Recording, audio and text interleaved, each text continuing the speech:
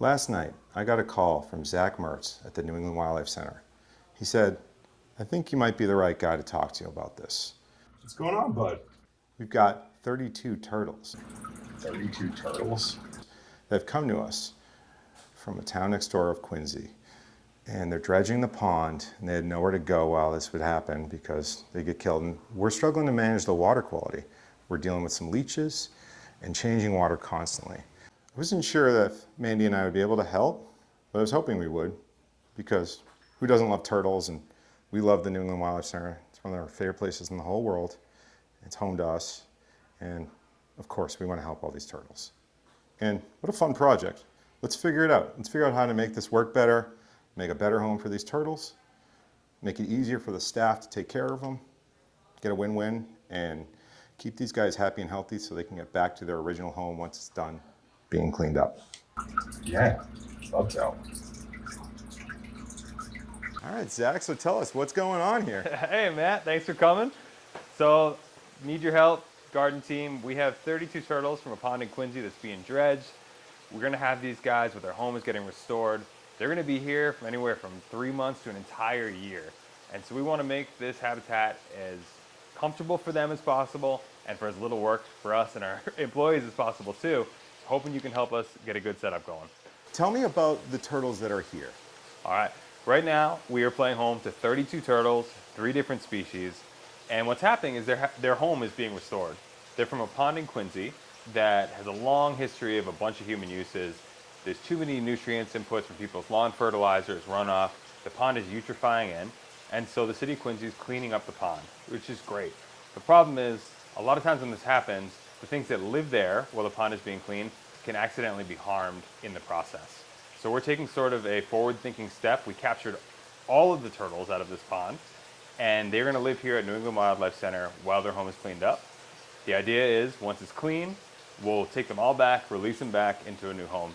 And the truth is, when you do these projects, they're really important for the habitat, but we don't wanna hurt the animals that already live there. Some of the turtles we have are over 50 years old. Right? That is like a living dinosaur at that point. We want to make sure that these guys can enjoy the new home and live another 50 years in their clean habitat. Wow, who's the oldest turtle here?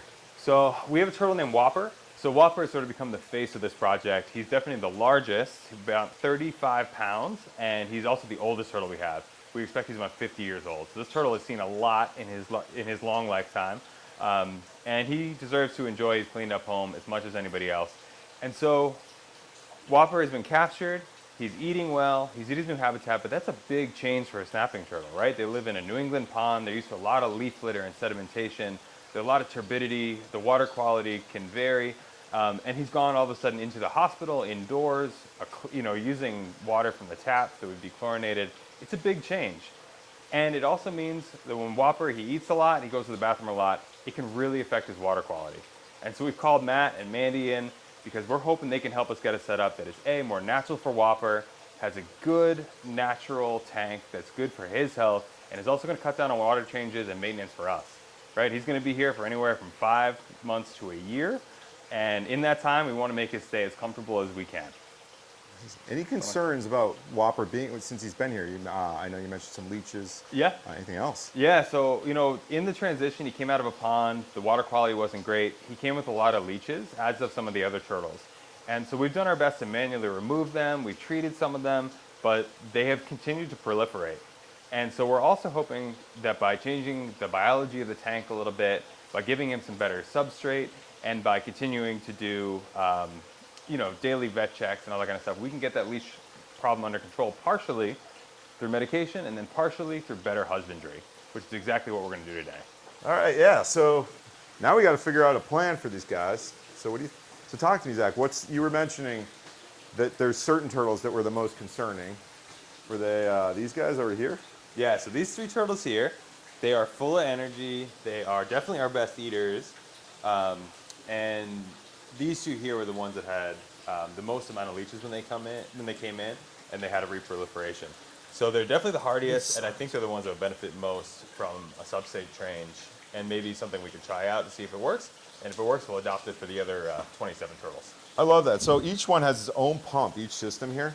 Yeah, so each of the turtles has its own pump. I did experiment with removing the pump here, Okay.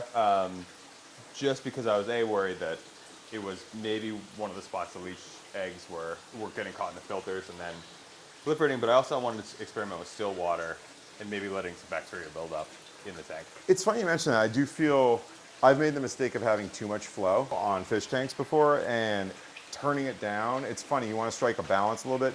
I'm sure turtles is a little different. They're breathing the air, but their microbiology is different, you know. But I definitely see these guys just in snapping turtles in standing water sometime. But Yeah, these guys super resilient. They can be from semi-saline water all the way Yeah. up to bay water, and as long as they return to fresh water every once in a while, they do find really resilient to their environment, which is I think why they're one of the perfect sort of guinea pigs, no pun intended, to try to get them a more natural environment. I think they would withstand a new substrate and a transfer pretty well.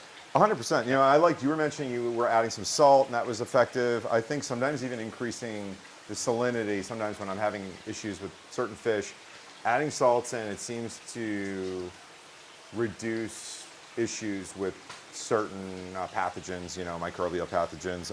I'm sure leeches don't love salty water. Yeah, definitely. I think, you know, the leeches or any of the parasites, if you can use osmosis to your advantage, help pull some liquid out of them, is going to probably Yeah. dissuade them from I bet you- at least kill off the adults. Then you probably get one more set of eggs that hatch, and then you can remove them, and then hopefully you're free of the problem.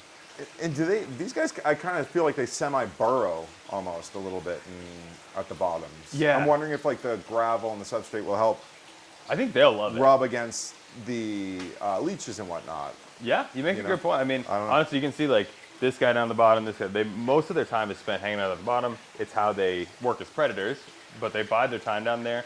And I think you're exactly right. It would give them some cover, make them feel safer, and then also giving them an abrasive surface maybe would help remove some leeches, but would definitely also help in the shedding process if they're moving dead skin. You know, help them get a more natural shed if they have something they can, you know, rub up against. So the other part of the story was we captured them right at the time they would lay eggs. And so 3 of the turtles were actually gravid. And so we actually had set up a turtle maternity ward downstairs, induced them with oxytocin. They laid, 2 painteds laid 6 eggs each. 1 snapping turtle laid 31 eggs. And so we're incubating them right now. Wow. And so the goal is once they're hatched, whoever survives and makes it will end up back in the pond as well. Sweet. So I think step one, let's get some substrate in here. I think that is the quickest, easiest change you can make. I think you can do a lot of complicated stuff. We were talking about like adding like a pre-tank, combining everyone in, but to be totally honest, like the hard work's been done. It's pretty cool. You guys have set up all these filters, all these systems. They're ready to go. They're all awesome. I think they'll be great. Personal suggestion, I think would go a long way, would be add some substrate, add a bunch of plant matter like from ponds, and I think that'll go well for them. You could probably take my nose off from here.